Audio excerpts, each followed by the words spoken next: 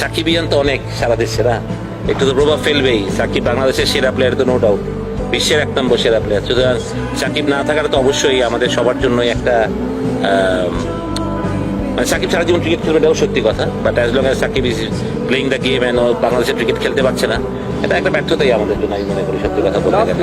কারণ আমরা সাকিব আমার কাছে সবসময় মনে হয় ডেফিনেটলি সাকিবের হয়তো পলিটিক্স করেছে end of this career, but সাকিবের সারা বাংলাদেশ সাকিবকে চিনে আছে ক্রিকেটার হিসেবে, বিশ্ব সেরা ক্রিকেটার হিসেবে, ওর উত্থান ক্রিকেটার হিসেবে, ওর সব ক্রিকেটার হিসেবে। সেটা পলিটিক্স করেছে, কতটা অন্যায় করেছে এটা আমি বলতে পারবো না, বাট আমরা ওইটুকুও 8 মাসটা ওরা এত বড় লম্বা ক্যারিয়ারের কাছে মিলাই ফেললাম, এটাই আমার সবচেয়ে বড় লাগে যে ওরা এত লম্বা ক্যারিয়ারের সাথে 7টা মাস আমরা ইয়ে করতে পারলাম না।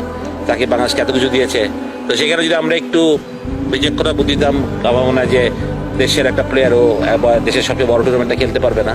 ডেফিনেটলি প্লেয়াররাও অনেক হতাশ আমার মনে হয়, যদিও সবাই হয়তো মাইকের সামনে বলতেও পারে না এভাবে, বাট আমি মনে করি সব প্লেয়াররা একটু frustrated. Shakib is very friendly with the players, সবাইকে সবসময় সাপোর্ট করে, হেল্প করে সবাইকে, আমি মনে করি। তো খারাপ লাগছে এটাই।